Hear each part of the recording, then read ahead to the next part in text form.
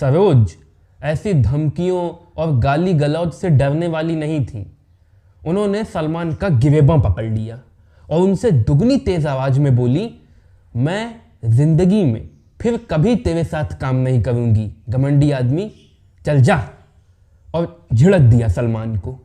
पूरी दुनिया में हिंदी सिनेमा सबसे अलग और मशहूर है अपने गानों के लिए, और स्क्रीन पर इन गानों को और भी जादुई और खूबसूरत बनाता है इन पर किया जाने वाला डांस, जिसे बनाता है कोरियोग्राफर। आज मैं आपके लिए बॉलीवुड की फर्स्ट फीमेल और सबसे मशहूर डांस कोरियोग्राफर सरोज खान की ज़िंदगी की पूरी कहानी लेकर आया हूँ। क्यों 13 साल की सरोज को उनके 43 साल के डांस टीचर ने माँ बनाकर छोड़ दिया। फिर कैसे एक गरीब भीख मांगकर खाने वाली बच्ची बन गई बॉलीवुड की सबसे मशहूर कोरियोग्राफर। क्या है सरोज खान के शाहरुख खान को थप्पड़ मारने और उनको सबक सिखाने की कहानी। कैसे सरोज की मरी हुई बेटी ने उन्हें इस्लाम कबूल करवाया। ऐसे तमाम दिलचस्प सवालों के दिलचस्प जवाब आपको मिलेंगे सिर्फ इस एक वीडियो में। तो चलिए शुरू से शुरुआत करते हैं। बहुत कम लोग जानते हैं कि सरोज खान का असली नाम सरोज खान था ही नहीं। उनका असली नाम था निर्मला नागपाल सिंह। उनके पिताजी किशन चंद साधु सिंह हिंदू थे और माँ नोनी सिंह सिंधी थी। और सिंध में उनके पिताजी का बहुत बड़ा बिजनेस था, बहुत अमीर थे वो। लेकिन 1947 में जब देश का बंटवारा हुआ तो कौमी दंगों के कारण उन्हें जान बचाकर पाकिस्तान से भारत आना पड़ा। इस दौरान वो सब कुछ गंवा बैठे। 22 नवंबर 1948 को जब बम्बई के माहिम में सरोज का जन्म हुआ, तब आलम ऐसे थे कि एक अमीर सेठ पुण्य के चक्कर में फुटपाथ पर गरीबों के खाने के लिए भजिए फेंकते थे, और सरोज के पिता ज़्यादा से ज़्यादा भजिया इकट्ठा करने के लिए दूसरों से लड़ते झगड़ते थे। जितना पा जाते थे सब मिल बांट कर खा लेते थे। सरोज के मुताबिक डांस उनकी रगों में पैदाइशी था। जब वो 3 साल की थी तो उनकी माँ ने नोटिस किया कि जब भी सरोज अपनी परछाई देखती हैं, अजीब अजीब सी हरकतें करने लगती हैं। उन्हें डर हुआ कि कहीं उनकी बेटी को कोई मेंटल प्रॉब्लम तो नहीं, तो वो उन्हें डॉक्टर के पास ले गईं। डॉक्टर ने उन्हें बताया कि ऐसा कुछ नहीं है, उसे बस डांस का शौक है, आप उसे डांस करवाइए। डॉक्टर ने सरोज की माँ को सुझाव दिया कि वो उन्हें फिल्म इंडस्ट्री में डाल दें। सरोज की माँ और उनके पिताजी डॉक्टर साहब के इस सुझाव के सख्त खिलाफ थे। लेकिन हाय वे गरीबी, गुर्बत दूर करने के लिए कुछ दिनों बाद ये दोनों खुद सरोज की उंगली थाम उन्हें फिल्मी दुनिया में लेकर चली गई। और इसी कारण साल 1951 में रिलीज होने वाली फिल्म नजराना से 4 साल की सरोज ने अपना बॉलीवुड डेब्यू किया बतौर चाइल्ड आर्टिस्ट। इसके बाद 50 के दशक में सरोज ने बहुत सी फिल्मों में काम किया। क्योंकि उन्हें डांस में खास रुचि थी, इसलिए अधिकतर फिल्मों में वो बैकग्राउंड डांसर बन जाती थीं, एक्ट्रेस की साथी डांसर बन जाती थीं। जैसे फिल्म हावड़ा ब्रिज के मशहूर गाने आइए मेहरबा में एक दिन उन पर उस दौर में हिंदी सिनेमा के नामचीन dance choreographer B Sohan Lal की नज़र पड़ गई। बी सोहन लाल सरोज की डांसिंग स्किल और उनके पैशन से इतना प्रभावित हुए कि उन्होंने सरोज को अपने डांसिंग ग्रुप में शामिल कर लिया। ये बड़ी बात थी। लेकिन इससे भी बड़ी बात ये थी कि कुछ ही वक्त में सरोज उनकी नॉर्मल ग्रुप डांसर से उनकी असिस्टेंट डांसर बन गई। दोनों के बीच गजब का तालमेल, कमाल की बॉन्डिंग। दुनिया मानती थी अद्भुत है गुरु शिष्या की ये जोड़ी, लेकिन ये पूरी हकीकत नहीं थी। सरोज के मुताबिक सच ये था कि उन्हें अपने गुरु से प्यार हो गया था और बी सोहनलाल भी सरोज को पसंद करने लगे थे। उस वक्त सरोज की उम्र थी 13 साल और बी सोहनलाल थे 43 साल के। 30 साल का फासला, लेकिन इन दोनों को कोई फर्क नहीं पड़ता था। इन दोनों को इसकी कोई परवाह नहीं थी। जब ये बात सरोज की माँ को पता चली तो उन्होंने सरोज को उनकी बाली उम्र, पिताजी की गंभीर बीमारी, परिवार के आर्थिक संकट का हवाला देते हुए ये हिदायत दी कि वो ये सब सोचना बंद करें, इस सब से दूर रहें। उनको लगा था कि सरोज वैसा ही करेंगी जैसा उन्होंने कहा, लेकिन सरोज ये कदम उठा लेंगी ये उनके गुमान में भी नहीं था। 13 साल की सरोज और 43 साल के बी सोहनलाल ने शादी कर ली। शादी, वो भी कैसे? सरोज बताती हैं कि बी सोहनलाल ने एक काली माला उनके गले में पहना दी और हो गई शादी। 14 की पूरी होते होते तो वो माँ बन गई। अपने और बी सोहनलाल के बेटे का नाम सरोज ने रखा राजू, और तभी सरोज को बी सोहनलाल का एक राज मालूम चला, ये कि बी सोहनलाल शादीशुदा थे। उनकी 4 औलादें थीं। सरोज अपने इंटरव्यू में बताती हैं कि उस वक्त उनकी उम्र बहुत कम थी, वो नहीं समझ पाई कि इस सिचुएशन को कैसे हैंडल करें, क्या करें। बहरहाल इन दोनों के रिश्ते बिगड़ने लगे, खराब होने लगे। इसी दौर में साल 1965 में रिलीज़ होने वाली फिल्म दिल ही तो है के गाने निगाहें मिलाने को जी चाहता है को सरोज ने कोरियोग्राफ किया। बी सोहनलाल चूंकि अनुपस्थित थे। ये पहली बार था, पहला गाना था जब सरोज ने एक पूरे गाने की कोरियोग्राफी की थी। इसके बाद धीमे से इन दोनों की दूरियां इतनी बढ़ गईं कि दोनों अलग अलग रहने लगे। कुछ दिनों बाद बी सोहनलाल सरोज के पास पहुंचे। सरोज को लगा उन्हें मनाने आए हैं, वापस घर ले जाने आए हैं, लेकिन बी सोहनलाल इसलिए नहीं गए थे सरोज के पास। उन्होंने सरोज को बतौर असिस्टेंट फिर से अपने साथ काम करने का ऑफर दिया। सरोज ने रिजेक्ट कर दिया, तो उन्होंने सिने डांस एसोसिएशन में सरोज के खिलाफ शिकायत दर्ज कर दी। मजबूरी में सरोज को राजी होना पड़ा। कुछ दिनों बाद की बात है, बी सोहनलाल को हार्ट अटैक आ गया। सरोज उनका हाल चाल पूछने उनके घर गईं।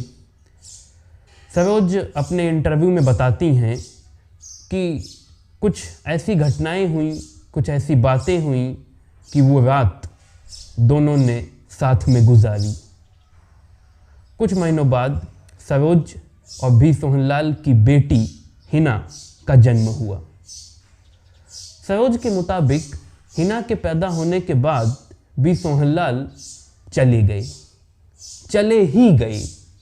जिंदगी में उन्होंने सरोज की ओर पीछे पलट कर नहीं देखा।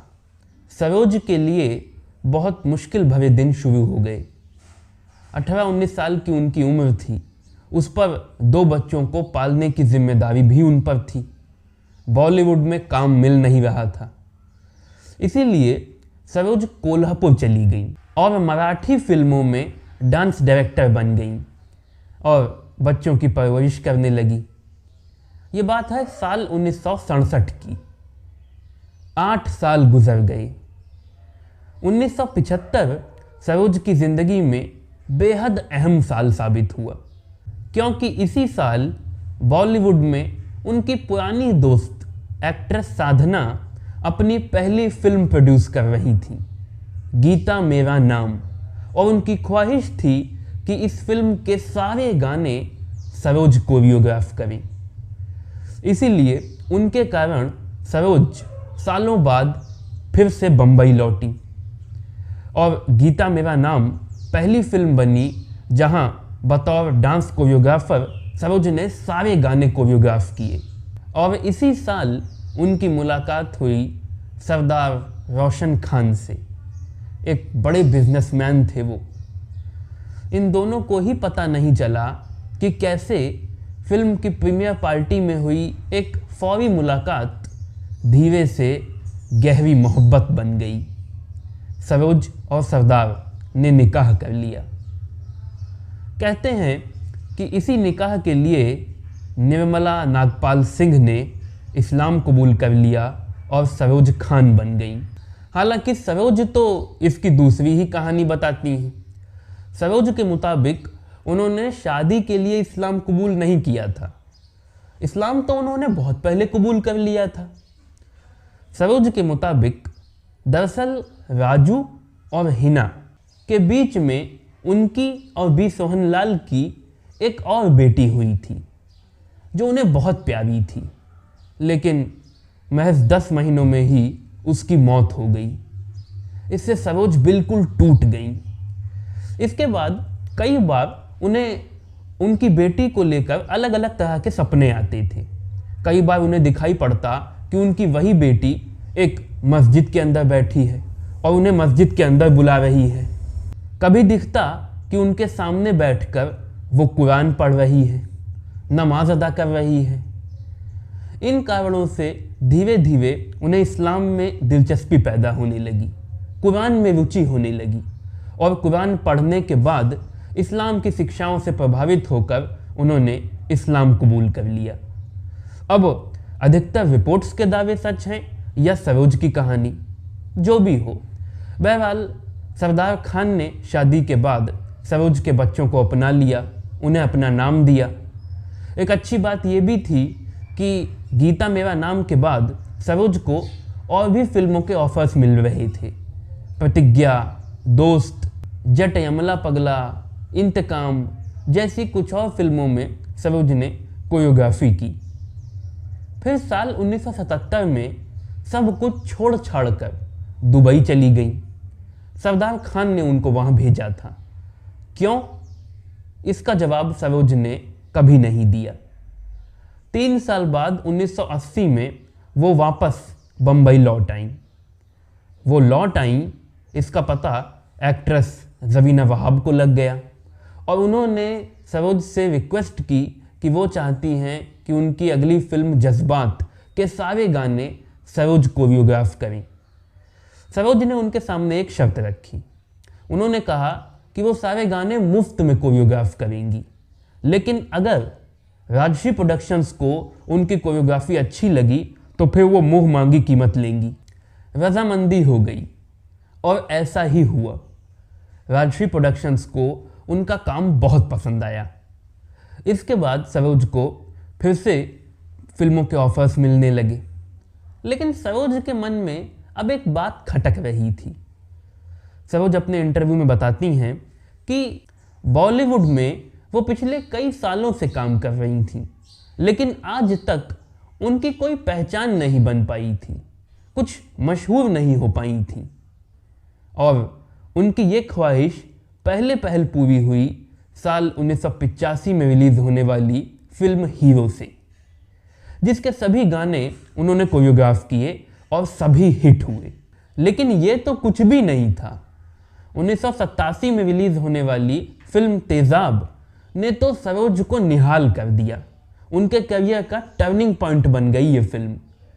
इस फिल्म में उन्होंने जितने गानों की कोरियोग्राफी की सभी हिट हुए, लेकिन 1, 2, 3 बहुत मशहूर हुआ। ये आप इसी बात से समझ सकते हैं कि फिल्म फेयर को इस गाने के रिलीज होने के बाद अपनी एक नई अवार्ड कैटेगरी बनानी पड़ी, बेस्ट कोरियोग्राफी अवार्ड। और इस अवार्ड को पहली बार पाने वाली का नाम है सरोज खान। इस फिल्म के बाद सरोज ऊपर और ऊपर आसमान छूती चली गई, पीछे पलट कर नहीं देखा उन्होंने। सरोज बताती हैं कि एक्ट्रेसेस उनके साथ काम करने के लिए एक दूसरे के खिलाफ साजिश रचती थी, लड़ाई झगड़ा करती थी। लेट 80s, पूरे 90s और 2000 के बाद भी बहुत सी फिल्मों में सरोज खान ने कई गाने कोरियोग्राफ किए, जैसे मेरे हाथों में 9 9 चूड़ियाँ हैं, हवा हवाई, कांटे नहीं कटते, धक धक करने लगा, चने के खेत में, चोली के पीछे क्या है, मेहंदी लगा के रखना, आजकल हमको है इंतज़ार, निमुड़ा निमुड़ा, मार डाला, डोला वे डोला, ये इश्क है, दिल मेरा मुफ्त का। ये तो थोड़े से एग्जाम्पल हैं। इंडियन सिनेमा में बेस्ट कोरियोग्राफी के लिए 8 फिल्म फेयर अवार्ड पाने का रिकॉर्ड सिर्फ आज तक सरोज खान के नाम है। बेस्ट कोरियोग्राफी के लिए 3 दफ़ा नेशनल अवार्ड आज तक किसी को नहीं मिला। देवदास फिल्म के गाने मार डाला में उनकी कमाल की कोरियोग्राफी देख दुनिया के बड़े बड़े कोरियोग्राफर कायल हो जाते हैं। दरअसल इसमें खासियत ये है कि इस गाने की एक बार मेन लाइन आने पर उसमें 4 बार मार डाला आता है और इस तरह पूरे गाने में कई बार मार डाला आता है और सरोज खान ने हर मार डाला पर एक अलग स्टेप क्रिएट किया है, एक अलग एक्सप्रेशन बनाया है। वैसे भी एक्सप्रेशन सरोज की कोरियोग्राफी में बहुत इंपॉर्टेंट होता था। वो हमेशा कहती थी डांस सिर्फ बॉडी से नहीं होता, फेस से भी होता है। बड़ी उसूलों की पक्की थी सरोज। कितना भी बड़ा स्टार हो, कितना भी बिग प्रोड्यूसर हो, लेकिन उनके साथ काम वो अपनी शर्तों पे ही करती थी और उनकी कला की कोई बेइज्जती करे ये उनकी बर्दाश्त के बाहर था। इसीलिए तो सलमान खान के साथ एक बार उनकी बड़ी ज़ोरदार लड़ाई हुई। दरअसल एक पार्टी थी बॉलीवुड की जिसमें सलमान खान ने सबके सामने सरोज खान पर यह इल्ज़ाम लगाया कि फिल्म अंदाज अपना अपना के एक गाने में सरोज ने जानबूझकर आमिर खान को ज़्यादा और अच्छे स्टेप्स दिए और जानबूझकर उन्हें कम और गंदे स्टेप्स दिए। सरोज ने उन्हें तसल्ली से समझाया कि स्टोरी और सॉन्ग की सिचुएशन ही ऐसी थी, डिमांड थी, लेकिन सलमान कहाँ मानते हैं। उन्होंने सरोज को गाली दी और फिर बोले मैं तुम्हारे साथ दोबारा काम नहीं करना चाहता। सरोज ऐसी धमकियों और गाली गलौज से डरने वाली नहीं थी। उन्होंने सलमान का गिरेबां पकड़ लिया और उनसे दुगनी तेज आवाज में बोली मैं जिंदगी में फिर कभी तेरे साथ काम नहीं करूंगी, घमंडी आदमी, चल जा। और झिड़क दिया सलमान को और वहां से जाने लगी। पार्टी में मौजूद लोगों ने बहुत रोकने की कोशिश की लेकिन वो रुकी नहीं और फिर वाकई में सलमान खान के साथ सरोज खान ने कभी काम नहीं किया। इंडस्ट्री में बहुत से ऐसे लोग हैं जो ये मानते हैं कि सरोज खान बहुत ज़्यादा ब्लंट और एब्यूजिव नेचर की थी, जिनकी वजह से वो बहुतों को बुरी लगती थी।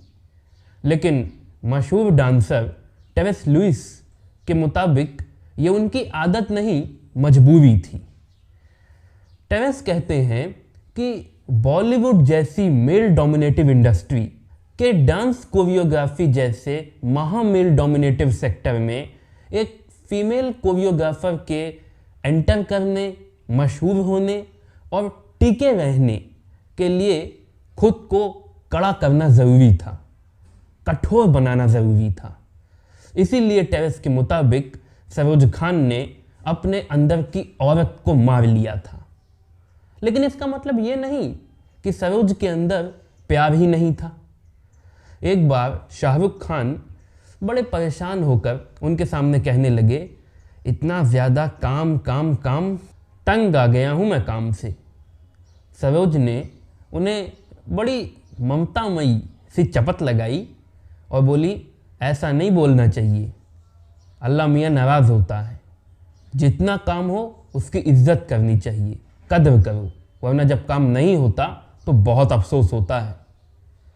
आज तक इसके बाद शाहरुख खान ने ये बात अपनी ज़बान पर नहीं लाई। बहुत मानती थी वो शाहरुख को। करीना कपूर उन्हें वो जब भी डांस सिखाती तो हंसते हुए बहुत प्यार से कहती, ओ मीठी मीठी छुरी, अगर हाथ और पैर नहीं हिल रहे तो कम से कम चेहरा ही हिला ले। माधुरी दीक्षित, जिनके कई गाने उन्होंने कोरियोग्राफ किए और उनमें से अधिकतर बहुत मशहूर हुए, वो सरोज खान को अपनी ज़िंदगी की सबसे अच्छी और करीबी दोस्त बताती हैं। साल 2010 के बाद बॉलीवुड में सरोज खान को काम मिलना कम हो गया और सरोज इसका कारण बताती हैं। उनके मुताबिक नए ज़माने की एक्ट्रेसेस, डांसर्स, आइटम गर्ल्स उनके स्टाइल वाले डांस को प्रेफर नहीं करती। उन्हें वो बहुत कठिन लगता है।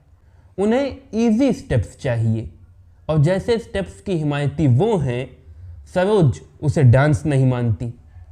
इसीलिए वक्त गुजरने के साथ सरोज खान और बॉलीवुड की दूरियां बढ़ती चली गईं। 2018-19 आते आते तो हाल ये हो गए कि सरोज ने अपने घर में एक कॉमन डांस क्लास खोल ली। सबके लिए, कोई भी उनसे डांस सीख सकता था। रिपोर्ट्स के मुताबिक इस दौर में पैसों की बहुत तंगी भी हो गई थी उनकी ज़िंदगी में। इस डांस क्लास से ही जितने पैसे आते थे आ जाते थे। तबीयत तो उनकी वैसी भी ठीक नहीं रहती थी और जब साल 2020 में कोविड आया तब तो हालत और बिगड़ गई। आखिरकार 3 जुलाई सन 2020 को गुरु नानक हॉस्पिटल मुंबई में सरोज खान का निधन हो गया। इस देश में जहाँ एक और बहुत से लोग सरोज खान को इंस्पिरेशन मानते हैं, जिस तरह उन्होंने एक मेल डोमिनेटिव इंडस्ट्री में फीमेल होते हुए, रूढ़ियों को तोड़ते हुए अपनी जगह बनाई, एक ऊंचा मुकाम हासिल किया, तो वहीं नए ज़माने के कुछ कोरियोग्राफर्स जैसे फराह खान, गणेश आचार्य, सरोज खान की चाल, उनके बात करने के अंदाज़, उनके मोटे शरीर को लेकर उनका बहुत मजाक भी उड़ाते रहते हैं। आप उनके बारे में क्या सोचते हैं? कमेंट सेक्शन में कमेंट करके ज़रूर बताएं।